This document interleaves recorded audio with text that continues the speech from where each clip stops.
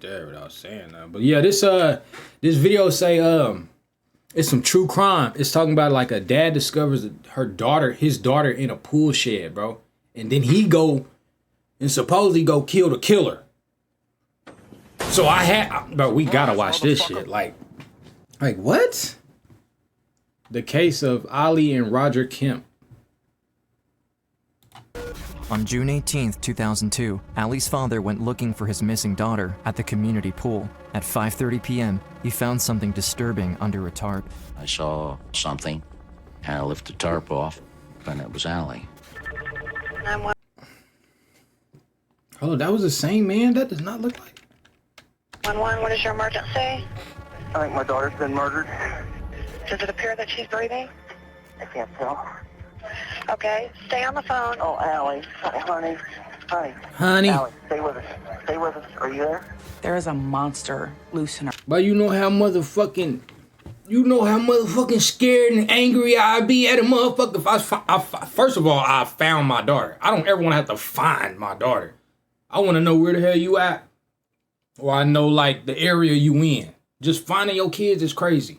But second, you find your kid and she not breathing or she trying to breathe and you like, what the fuck?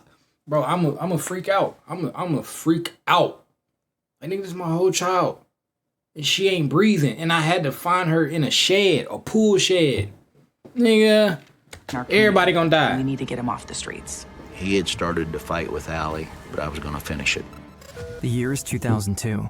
19-year-old Ally Kemp is home for the summer after returning from college. Her parents live in a suburb called Leawood, considered one of the safest places in the state of Kansas. Hold on, wait a minute. What you mean? What you mean in the state of Kansas? No one locks their door, and nothing bad ever happens. And that shit is really true. And I mean, he lying like a motherfucker.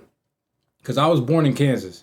He talking about nothing bad ever happened. That nigga is lying, bro. They niggas be dying like a motherfucker down here. They be dying, bro. Like, a lot. But they do be leaving their cars unlocked. They do that too. Not everybody lock their door down. I feel like Kansas is one of them places like everybody family in a way. So like, you just go to your cousin's house and just walk in. You might not, but you might, hey, and then do some shit like that. But he ain't lying about people just leaving their cars unlocked. I don't know why they do that there. Y'all need to start locking your motherfucking doors. The college student got a summer job as a lifeguard at the neighborhood swimming pool where she works with her brother.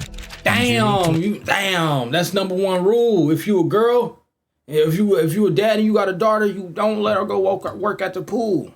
Pedophiles is all there. You never know. You ever think about that? When you at the swimming pool and you see all the kids and all this and that, there's always a guy that's around that's a pedophile. And he's probably just sitting there at that pool just like, looking at everything he finna scope out on, like, bro, they here.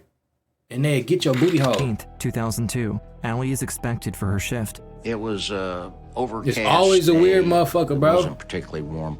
Not a day you really go to the pool. I went to work. Ally later went to the pool. And I got home about 5:20. My son Tyler was on the phone with his mother and said that he had gone down to the pool to relieve Ally of her duties. Couldn't find Ally. I ain't gonna lie, Ally a little... If I was in college, I probably would have shot my shot at little Ally too. She dead, man, never mind. All right, rest in peace, Ally. We love you, girl. You was beautiful, and I wish this wouldn't have happened to you. Right away, Ally's father, Roger, drives down to the pool in a hurry to go look for his daughter. The first thing he notices, his daughter's car is still in the parking lot. I looked in the pool, looked in the deep end, looked at the bottom. He said, not too late. I looked around the grounds.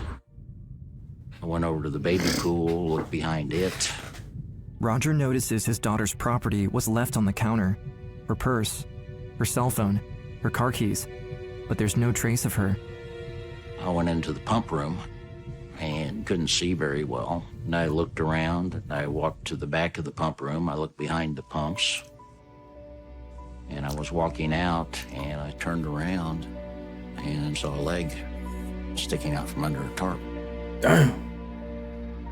And I lifted the tarp off, and it was Ally.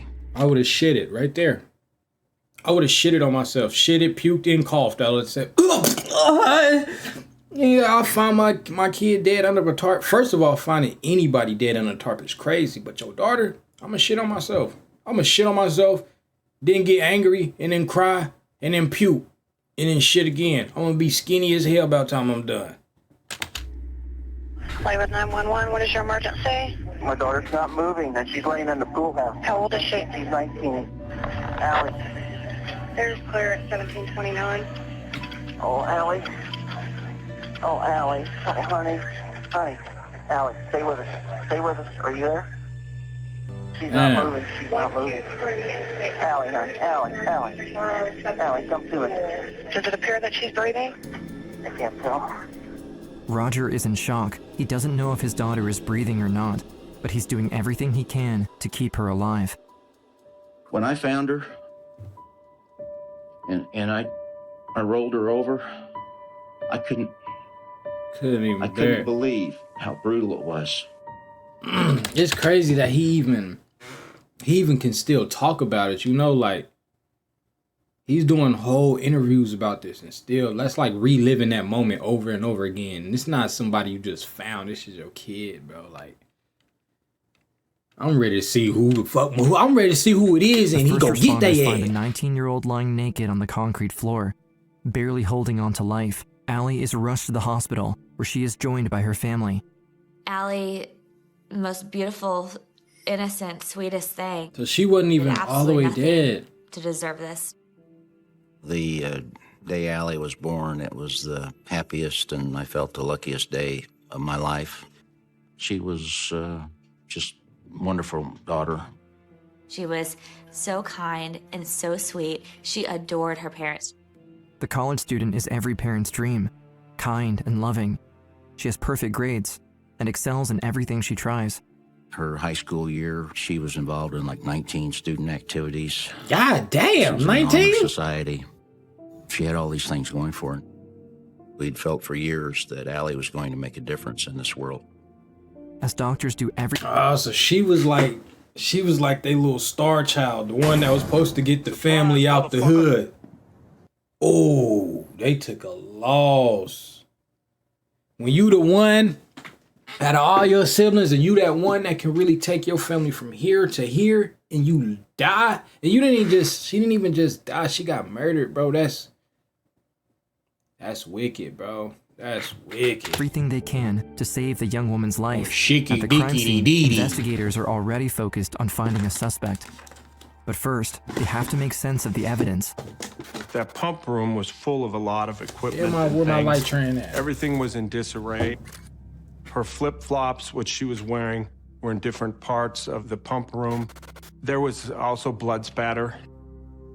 Damn. It was very evident that Allie had She was fighting for tried her to life. fight her Yeah. attacker.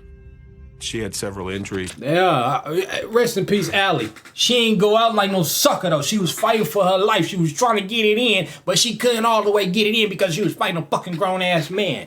She was only 19, 20, trying to get it in with a grown-ass... Man, R.I.P. Allie. R.I.P. Allie in the chat, man. To her fingers, she had blunt force trauma to her face and the back of her head. We don't He know was by kicking just her looking at ass. the blood stains. You know, is it all victims' blood? Could it be the suspect's blood? After running DNA tests on the blood, the results show it belongs And she to was a in male. flip-flops? It appears investigators now have the DNA from the attacker. She was getting it in then. However, after running the profile into their database, they find no match from anyone with a criminal record. Their only option now is to find potential witnesses. Back at the hospital, Roger is waiting outside the operating room, uncertain if his daughter will That's survive. terrifying. Fighting for your life, bro. Like, that just clicked in my head. Like, fighting just to be fighting is cool. You know, fights really don't last long, bro. Like, if you fight for a whole minute, you realize that shit long. You fight for a whole 5 minutes, you've been fighting. But you fighting for your life, bro? Like, you know, right now, if I lose, I'm gonna die. Like, bro. And then like you fighting for your life with somebody that's like 2 times, 3 times your strength. Oh my God, bro. That man, I feel so bad for her. People from all over the city were showing up at the hospital. We were just waiting and hoping. That's some Just scary looked shit. That's why you gotta have a knife or a gun. Doctor and a Even nurse at the came out, pool. and the doctor worked on her, and they tried and said she was gone. Ally Kemp died on June 18th, 2002. She was only 19 years old. Our hearts were broken beyond what anyone could ever imagine. It's just the most awful feeling in the whole world. We went from the hospital to the funeral home, and they took Ally to the morgue. You're dealing with something you don't want to be dealing with, but I went to the morgue and I spent the night at the morgue with Ally, and I wasn't going to let her be alone. The news of the teenager's death spreads quickly across the community. Everyone is in shock. The entrance of Foxborough Pool, crowded with friends and neighbors paying their respects. Surprise, motherfucker. Flowers and mementos pay tribute to a young life come to a violent end. Yeah, hell We were out yeah. there covering the story. People just kept showing up. And I hope they find him, the guy that did it, and I hope she did. He probably close to the family too. He probably ain't even from like out of town or nothing. He probably from that town, in this town, and he probably moved, and he probably had some shit going out of town, but he lived there, he from there, and then he shoots out of town after he do what he do. Man, we gonna catch his ass and we gonna do that dirt shit to you. Nigga, we gonna put your face in the dirt, nigga, then we gonna stomp on the back of your head, and we gonna make sure you live, and then we gonna pick your head up, nigga. We gonna heat the side of this car up. We gonna heat it up hot. We gonna smash your... We gonna burn your shit up. Hell yeah, we gonna torture him. We need to catch him and put him somewhere and just torture him for a couple days until he just can't take it no more. Then we gonna kill him. No, for real. I think the police in the town gonna be cool with this. I don't think they gonna take us to jail. That's how I be feeling about I really don't give a damn. We going to jail. You just killed my daughter. Was fighting for her life, and you can see the evidence, bro. Didn't suffer long. I have 2 kids, a little boy and a little girl, you know. Oh, I was finna shoot down die. Oh, die. You know, That was kind of racist, though. it's hard to explain, you know, how a mother feels. I know. Everybody knew Ally. She was so popular. They just couldn't believe what had happened. There is a monster loose in our community, and we need to get him off the streets. The first time I met Roger Kemp, his face was just the portrait of pain. The first week was just one long, horrendous day. Fuck, bro. Your mind runs everywhere. Who was it? You know, So ain't how not could this Chinese? happen? I don't know. I think so. Who could have done something like this? Nope, I'm not How are Chinese. you going to ever get this predator tracked down?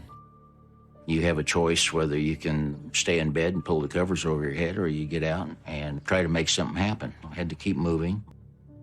Well, I wanted this guy, and I'd made a determination that he had... You know how I know he gonna catch him? How I know he gonna catch him and fuck him up? He the only white man that don't got the George Jefferson. He's an old white man and he got all his shit intact. You see when that wind blew it? All his shit there. Every hair there. Oh, my mama, he finna go find him. He finna murk something on Granny's. I'd made a determination that... Or like I don't know if he gonna murk something, but he gonna turn him in. I remember thinking Roger Kemp was an amazing father because he was so driven to find who did this to his daughter. He was such a warrior and a champion for Ally. Yeah. Roger Kemp makes public appearances on TV, doing everything he Bro, can at to that raise a... point in life, bro, at that point in life, nothing else matters. I don't want to go to work. I don't care about money. I don't really care about eating or drinking water. I want to find who killed my daughter. Ooh, bars. Damn. Care about eating, drinking water. I want to find who killed my daughter. Oh, my mama, this shit is in me, bro. I'm a fucking rapper now. Damn. awareness for what happened to his daughter and hopefully help police catch the killer. Investigators have now switched into high gear as it went from an assault case to now a violent murder. They first have to eliminate the suspects closest to Ally. Bro, that looked like Kansas, bro. Case like this, you always have to eliminate family, close friends, boyfriends. That's got to be done right away. One name on top of that list is Ally's boyfriend, Phil. After looking through her cell phone I know, he was records, like, y'all police better learned not Ally say had I called did her it. boyfriend at 2:50 p.m., just over 2 hours before she was found murdered. They learned that Phil, her boyfriend of 5 years, also works at the same pool and had covered the shift before Ally. When they bring him in for questioning, the young man is visibly distraught, yet cooperative. He's the last person we know that saw Ally alive. He had told us when interviewed that he had gone to another pool after he had left Ally. He was asked for his DNA, and he did provide that. I'm granted he didn't do it. Really grief-stricken. He was in shock by what had occurred. I'd say it's difficult most to deal with the way that Ally had to die. Phil was a great guy. Roger will tell you, when they asked, is there any chance Phil could be involved, he said no way. Phil was 19 years old. They'd been dating for about 5 years. He loved Ally. After running the DNA tests, police find that Ally's boyfriend And he is said not a worth match. it. He also told police that he was Worth working it. at another pool at that time, which proved to be true. But while Phil's name is cleared, he does provide authorities with some...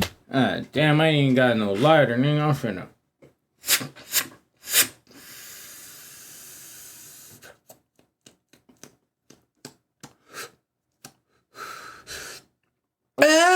Yeah, I ain't got no lighter. I'm finna old school this motherfucker. valuable information. According to Phil, his girlfriend had shared her concerns that she was being stalked. She just said my that she granny. was a little worried about people. Like when she was by herself, she just said she was worried about people being around there and watching her. Motherfucker. She had told her boyfriend that sometimes the people that mowed the grass and did the lawn and garden stuff made her uncomfortable because they stared at her. Her boyfriend came to the pool and she asked him to stay because the lawn and garden people were there. And she didn't feel comfortable. Phil had stayed longer after his shift, so Ally would feel safe. But around 2:15 p.m., she told him he could... I wonder, do females all feel like that? Like when guys stare at y'all, y'all just feel like uncomfortable. Like, what the hell is he staring at me? He's gonna rape me? Like, y'all really feel like that? I'm gonna stop looking at you motherfuckers. I mean, I know I'm not like at no swimming pool being a garden dude looking at kids. I know I'm not doing that, but like, y'all really be feeling like that? Like just on a regular day, like, damn, he keep looking at me at the coffee shop. Like, he wanna touch me. Like, oh shit, no, nigga, I thought your hair looked good. What the fuck? I like that jacket you got on. I ain't trying to, damn. could go because the workers were gone. When police meet with the 2 lawn car workers who were there that day, they learned that a tan 1980s Ford pickup had circled the parking lot at least 3 or 4 times before taking off.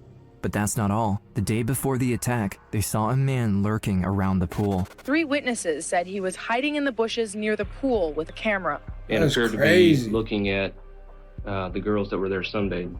As the mystery behind the teenager's death begins to uncover, police get their biggest break yet. One of the calls the young lifeguard had made that day was to a friend of hers.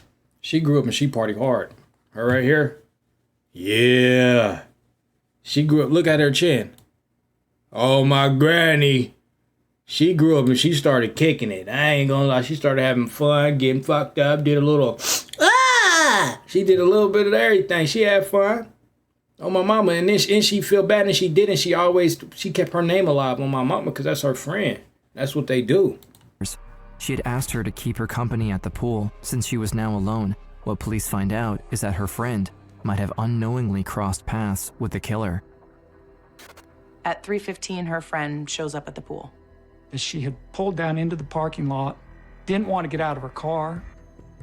So she was just honking her horn to get Ally to come out from inside the little attendant table inside the pool. Yeah, that nigga walking around the bar like... male subject standing there. No, it wasn't anybody that she had described as ever having seen before. White male, probably in his 30s, a little bit of hair, but basically balding. He was carrying a pail and nodded to her and waved.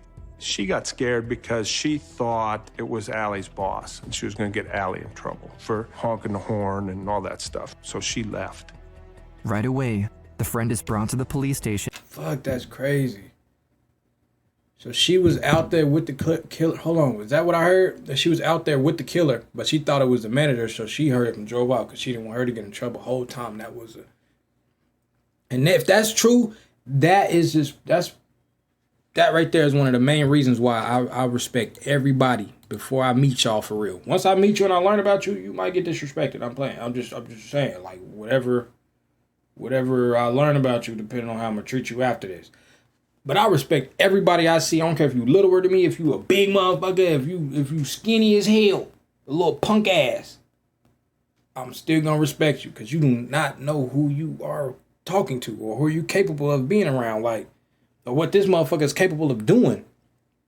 Like, you never know how many people you walk past on a regular day and you don't know who killed somebody before and just got away with it. Cause I'm telling you, it's a lot of people out here that got bodies. And you would never know. You be like, man, that old stanky motherfucker, you think he an old nigga. Man, that nigga kill people. He just don't want to be out there and be seen like that. Like, for real. To meet with a sketch artist. The picture is then shared with every news outlet in the city. Uncle Buckle Bajuckle Duckle head ass. That nigga got a small ass face. Grapefruit head ass. What the fuck? He did that shit. He looked like he'd touch your kids and your uncle. That's some crazy shit, man. Along with the description of the Ford pickup truck. Oh, he did it. That's one of them trucks. Brutally murdered yesterday afternoon. We have a description of that. What's up with it, Festy? And you will be caught. More than 20 Metro Squad detectives are on the case. They're not sure if the man in the bushes and the one seen at the pool the day of the murder are the same person. Armed with a stack of more than 1,000 copies of the sketch police released today, Ally Kemp's friends are spending hours. That's a good drawing. Putting them up all over town. Since her murder 1 week ago, calls have been coming into the hotline. Go my mama, but now pomegranate that these seed sketches are head out in ass. the public eye, the phone just keeps ringing. Within the first couple of days, police receive over 400 leads. Everyone in the community is paying attention to this case and doing their best to find the killer, but the tips are not producing any results. It's now July 2002. Roger Kemp and his family offer a reward for any information that would lead to the killer. Tips Hotline has a $1,000 reward for information that leads to a conviction. But Roger Kemp felt like we need more. $1,000? That ain't enough to get some people talking. $1,000 ain't shit. Everybody done had $1,000 before. Nigga, I had $1,000 when I was 14. Nigga, you gotta offer like 50,000, make people think, damn, 50? That'll make a nigga mama tell on him. You hear me? You gotta put that big bang out there and don't even give him all the money. Be like, yeah, Uncle Tom, Uncle Sam. Yeah, we have taxes on it, so we can only give you 5. She gonna take that 5 too. And we got what we needed. For real. We need to get these tips coming in. And so he just kept raising more and more money. And eventually he raised $50,000. Told you. Roger Kemp is doing everything he raised can it though. to keep his daughter's case in the public eye. We don't want to be off just a little bit because in your minds you think, oh, well, it might not be it. You know, just because it's off just a hair. Please call in those leads. We just needed to catch this guy. We did not want him to victimize anyone else. It doesn't take long that the search goes My national. mama. As the sketch is shared with every major news outlet in the country, the Kansas State Police receive calls about possible suspects from every part of the country, but with very little success. Who knows where the guy could have gone by this point? February 2003, it's been over 8 months since Ally's murder, and the killer is still on the loose, with no solid leads until a familiar name comes up, James Strader. About 3 or 4 months He don't look into the nothing like that investigation, drawing, we got a initial lead on James Strader, who looked a lot like the composite. James Strader is wanted in Missouri and Kansas for brutal rapes. And in Lee. Damn, rapes? What the fuck? That nigga had an S on that motherfucker for brutal rapes. Who does that? Bro, it's so many people that just give you the coochie. Y'all out here just taking it viciously around the state. Like, it's not just one. You just going crazy with it. Oh my God, find him today. And even if he's not the killer, lock him up now. My God. With Kansas for questioning about the Ally Kemp murder. Not only did he really look like the person that we were looking for, but he had a history of abusing women, and he became a real person of interest because he took off running. We need to get him into custody. To question him in connection with Ally's murder and to get this tall. 3-time convicted felon behind bars.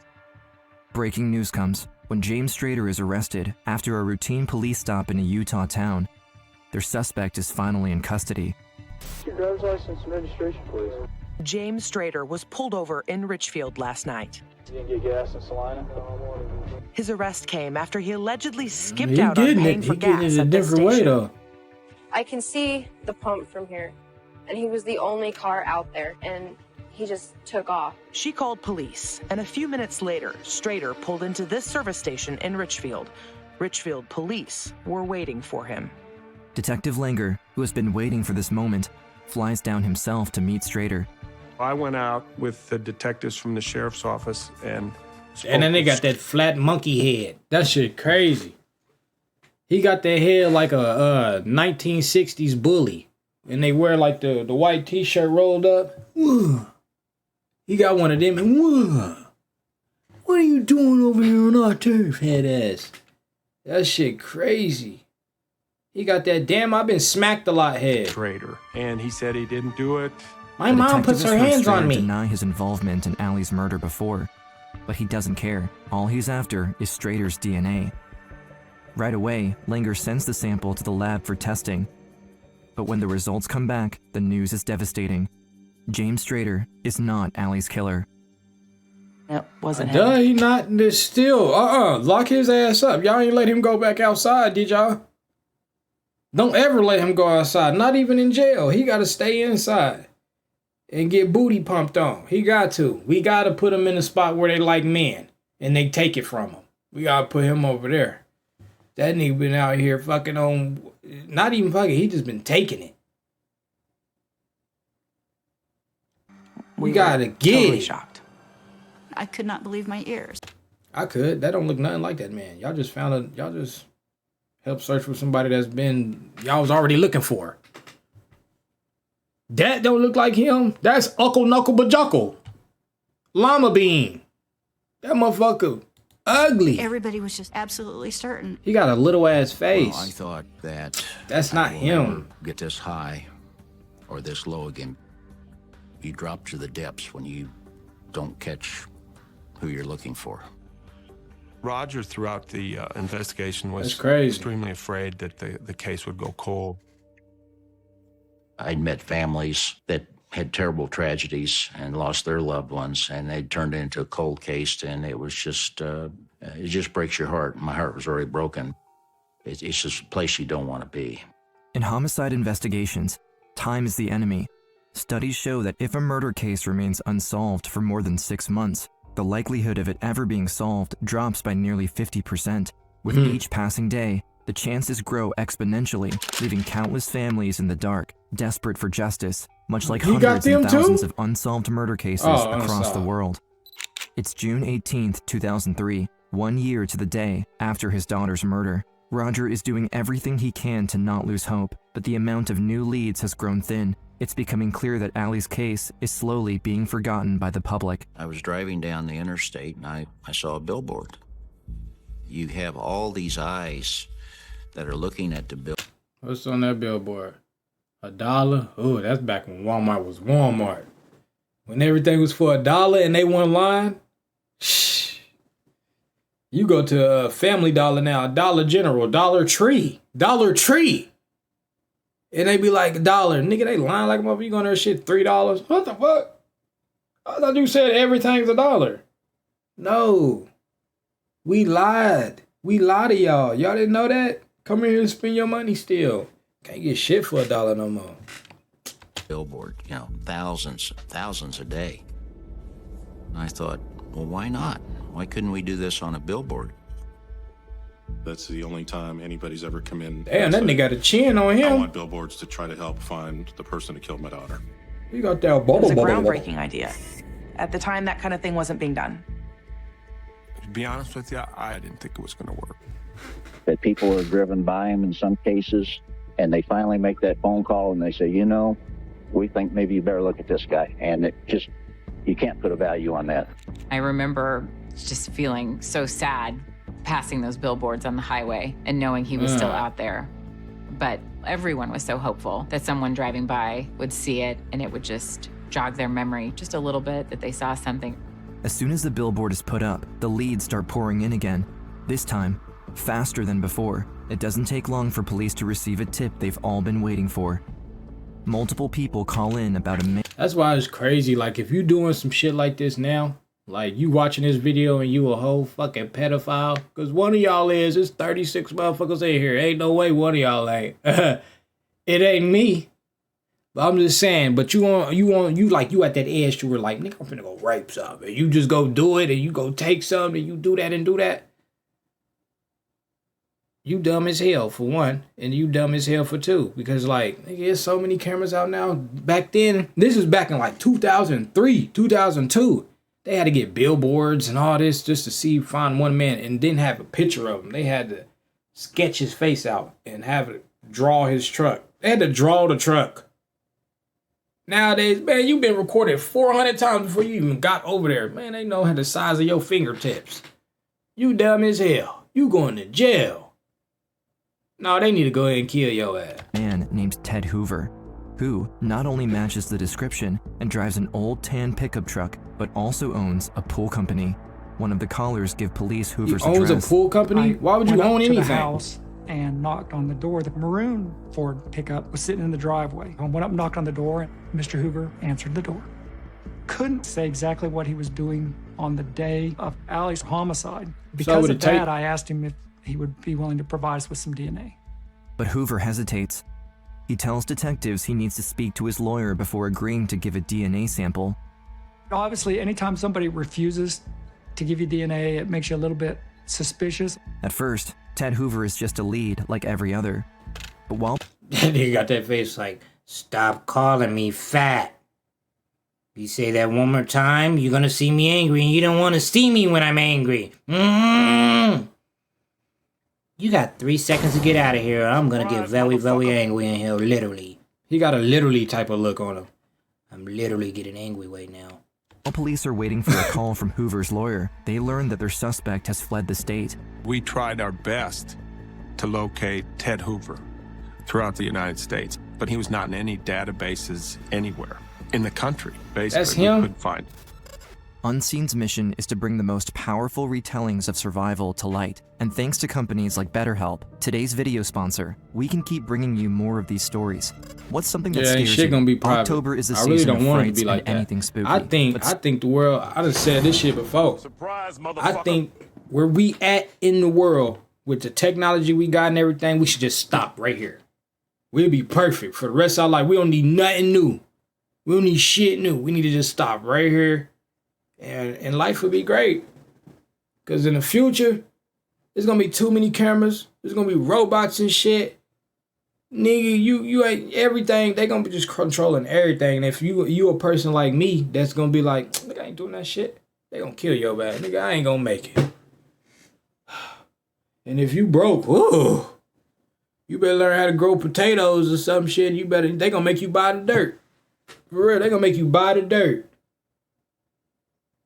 The bucket, the water, the certain amount. I'm telling you, we need to stop right here. We don't need to get no fucking better.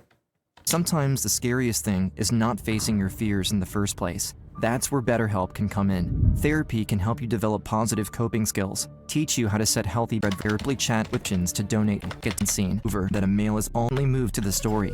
Investigators learn about a possible girlfriend of Ted Hoover who has recently moved to Connecticut, and when they contact the local post office, they confirm that a male is also living at her address under the name Benjamin Appleby. It appears their suspect Benjamin has changed his Applebee's. name. They call That nigga's lying. What the fuck name is that? Benjamin Applebee's? Nigga, I'd have throw this pan at your goddamn head. That'd be me as a cop. That ain't your motherfucking name. What's your name? Grab me that pen over there, Sergeant. What's your name? Benjamin Appleby. What the fuck is your name? Yeah, because that'll irritate the shit out of me. You gonna lie to my face like that? And you know what type of man I am? I'm a cop. If I was a whole cop, I'm a cop with a pen in my hand. Think I'm finna... And you done rape somebody? Think I ain't had no sympathy? The authorities in Connecticut and asked to put this Benjamin Appleby under that surveillance. They called back and said, the Teddy Hoover name, when we ran that through, we've got some warrants here in Connecticut for indecent exposure on a Teddy Hoover that are several years old. It looks like it's probably going to be the same Teddy Hoover guy that you guys were looking at. The Connecticut State Police agreed to arrest on the indecent exposure warrant. Appleby was arrested at this small home on a major thoroughfare in rural Litchfield County by... I swear to God, every woman I seen drive this car right here, she smokes cigarettes, and she smoked a lot of cigarettes in her car. If you see a car like that, you just know, like, if it smells like cigarettes in there, my mom. He was arrested at this small home on a major thoroughfare in rural Litchfield County by Connecticut State Police on an outstanding warrant. He's wanted here for risk of injury to a minor, disorderly conduct, and public indecency. Appleby was taken for questioning to the state police barracks. Appleby? Nigga, you lying. What the hell? I thought it was gonna be like Applebead, like beads. Or like Applebee, like bzzz. He a lying fucker. You a fucker. That's exactly what you are. And you're going to jail. You're going to jail. You're going to jail. You're going to jail. You're going to jail. It's November 8th, 2004. More than 2 years after the murder of Ally Kemp, when finally, detectives have their suspect in custody. They are convinced they have the right man, but without the DNA sample, nothing is certain. Mr. Appleby didn't want to give the DNA to the Connecticut detective. And he said, what will happen if I don't do it, if I don't consent to this? And they said, we'll get it one way or the other. He eventually consented, and they got his DNA. But investigators aren't going to wait to get the test results back. What they want is a confession. When Benjamin Appleby walks into the interrogation room, where detectives from the Kansas State Police are waiting for him, they've staged the room to intimidate him. We took a wall-sized poster, and we put his picture right in the middle. And then around his picture, we put everything we could think of with arrows pointing down to his picture as to why he's the focus of our investigation. They brought him up to us, and he sat down, and his eyes got real big, and he looked around and he kept looking at that link chart with this picture in the middle. And he said, you know, I kind of lied to you. And we said, really? About what? Well, I was at that pool. I just remember. Their plan works far better than they had expected. Can you go ahead was at that pool, fucky? What you remember and what happened that day? I went in there to the pool with the intentions of looking at the pool to get to business. On June 18th, 2002, Ted You caught eyes with one. You made that face right there locked in because you crazy as hell and you did what you did. Surprise, motherfucker. And she was fighting for her life. So now we gonna make you fight for your life. On my mama, we gonna lock you up and then we gonna send whoever in here. We gonna call the daddy first. You can pick whoever you want. Call your uncles, your cousins. And we gonna make you fight for your life. And we gonna, what they call it, tie your hands up. Put them cuffs on them. Oh, bobcat head ass. Hoover, also known as Benjamin Appleby, drove into the parking lot of the Leawood local pool. He had seen Ally Kemp from afar and decided to go hit on her. Because of his pool company uniform, he was convinced he wouldn't look suspicious. As Ally walked into the pump room, Hoover made his move. And I hit on her. Some small talk. I don't remember exactly what I said. No, don't cry. Didn't, wasn't interested in anything I had to say. And I was blocking the doorway. As Ally becomes suspicious of him, she tries to go around him and leave. This is when he grabbed her. I tried to hit on her. I touched her. Not hard, nothing. Either on the shoulder or the hip or something. She pushed me back, and she punched me. Lost it. Yeah, because you grabbed her like a motherfucker. You didn't just, I just barely touched her. No, you grabbed her on some aggressive shit. She, get the fuck off me. I'm a real ass motherfucker. Boom, bam. She took off on you, and you got angry because you fucking weird. And you beat her to death. Knocked her head into the walls and pipes and shit. Had her in there fucked up. Knowing you, that motherfucker's huge. That wasn't like no regular sized dude. That motherfucker looked like a linebacker or some shit. And she put them bitches on you and you realize like, damn, that hit kind of hurt and it made you mad. R.I.P. Ally, man, on my mom. Took her clothes off with the intention of trying to have sex with her.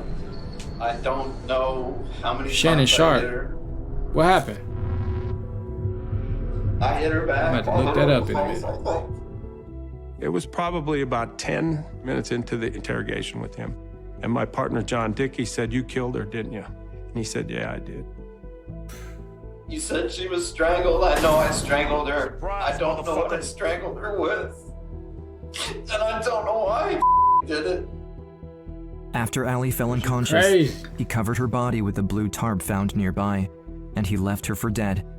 I just laid it on her. I didn't want anybody to find her like that. But I didn't think she was dead. They said, have a confession. And I heard all about the details, and I knew we had the guy. That's crazy. Killed her so he wouldn't have a witness and he wouldn't go to jail again.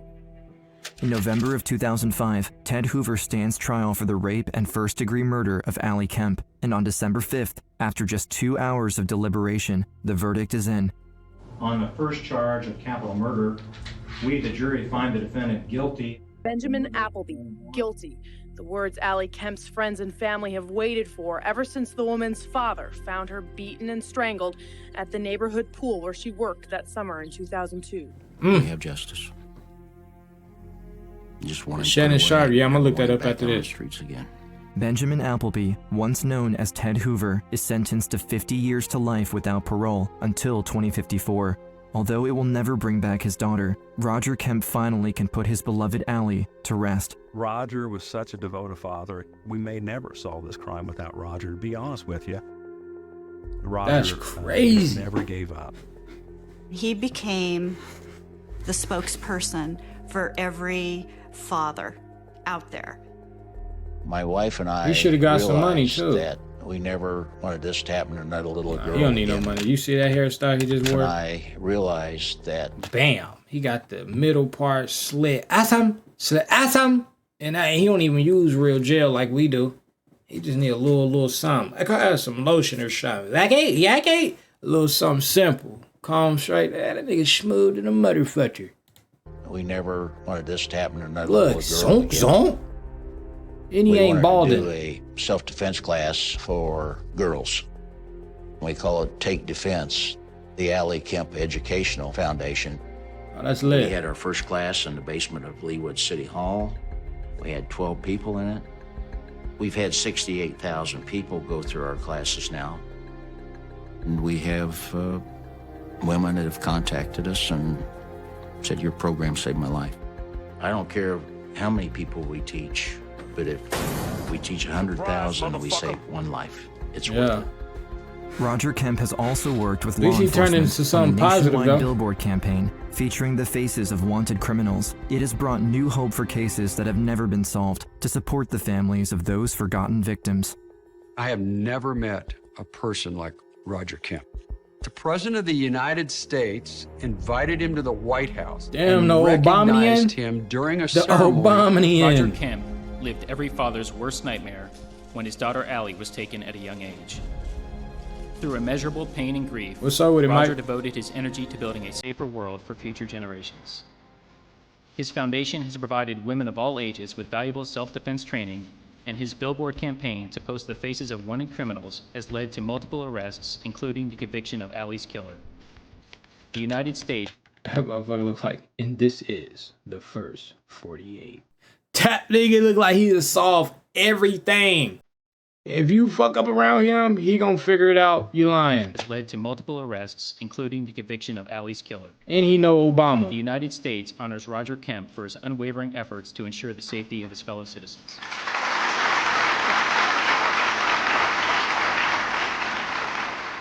This certainly is not the way we wanted Ally to make a difference in the world.